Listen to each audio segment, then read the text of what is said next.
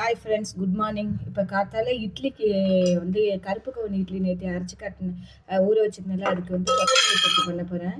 அதுக்கு பாருங்கள், கொத்தமல்லி ஒரு கட்டு, நல்லா பெரிய கட்டால் ஒரு கட்டு கொத்தமல்லியை நல்லா வாஷ் பண்ணிவிட்டு ட்ரை பண்ணிவிட்டு அரைச்சிட்டு, அதுக்கு 4 பச்சை மிளகா, கொஞ்சம் புளி, ஒரு நெல்லிக்காவோட கொஞ்சம் சின்னது கொட்டைப்பாக்கு பாக்கு சைஸில் 2 சைஸ் புளி, பெருங்காயம், உப்பு போட்டு அரைச்சின்னு வந்தாச்சு. அடுப்பில் நல்லெண்ணெய் ஊற்றியாச்சு. இந்த பாருங்க, அரைச்சி கொண்டு வந்துட்டு அதை வாஷ் பண்ணிவிட்டு அலம்பி ட்ரை பண்ணிவிட்டு அப்புறம் அரைங்க. ஏன்னா அதில் வந்து மருந்தெல்லாம் கொத்தமல்லியே நல்லாவே இது பண்ணும். வாஷ் பண்ணால் நிறையா மருந்து போடுறாங்க. அதனால் இப்போ அதெல்லாம் பண்ணிவிட்டு கடுகை வந்து அரைச்சி வச்சாச்சு.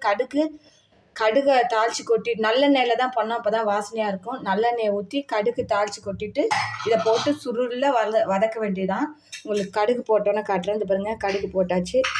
அது வெடித்து வரும்போது பெருங்காயம், உப்பு வந்து இதிலையே போட்டு அரைச்சிட்டாங்க. பெருங்காயம் மட்டும் போடுறேன். அரை இல்லை கொஞ்சம் கூட வாசனையாக இருக்கும், கொஞ்சம் கூடவே போடலாம். போட்டு காட்டுறேன். இந்த பாருங்க, அரைச்சி அந்த விழுதை போட்டாச்சு. இருப்பச்சிட்டில் நல்லா சுருண்டுன்னு வரணும்.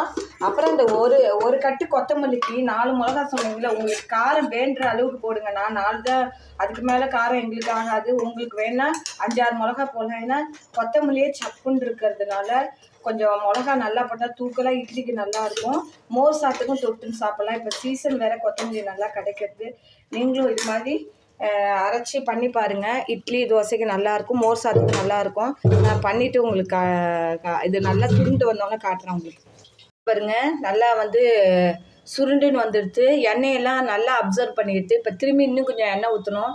அப்போ தான் நல்லாயிருக்கும். தொக்கு வீணாக போக 2-3 நாள் வச்சுக்கலாம். எங்களுக்கு கொஞ்சமாக பண்ணதுனால 2 நாள் தான் வரும். நீங்கள் நிறையா பண்ணி வச்சு ஃப்ரிட்ஜில் வச்சுக்கலாம் ஆக்சுவலாக. ஓகேவா? அதை பாருங்கள், நல்லா கெட்டியாகிடுச்சு. இன்னும் கொஞ்சம் கெட்டியாக வரணும். நல்லெண்ணெய் ஊற்றுங்க. அப்பப்போ கொஞ்சம் நல்லா ஊற்றிகிட்டே வாங்க. ஃப்ரெண்ட்ஸ் பாருங்கள், நல்லா சுருண்டு வந்துடுது. எப்படி சுருண்டு வந்துருக்கு பாருங்கள். இது மாதிரி ஆக்கணும். கொஞ்சோண்டு நல்லெண்ணெய் மட்டும் மேலே ஊற்றி ஆஃப் பண்ண வேண்டியதான். சுவையான கொத்தமல்லி தொக்கு ரெடி. இங்கே வந்து கருப்பு கவுனி இட்லி ரெடி. அது தொட்டுக்க அதையும் காட்டுறேன் உங்களுக்கு. Thank you friends. பிடிச்சிருந்தா லைக் பண்ணி, ஷேர் பண்ணி, சப்ஸ்கிரைப் பண்ணுங்கள். அந்த நல்லெண்ணெய்லாம் வெளியில் கக்கின்னு வந்துடும் கொஞ்சம் நேரம் கழிச்சு. ஃப்ரெண்ட்ஸ், நேற்று ஊற வச்சுருந்தேன்ல, அந்த அரைச்ச அந்த இட்லி தான். அந்த பாருங்கள், எவ்வளோ சாஃப்டாக வந்திருக்கு பாருங்கள்.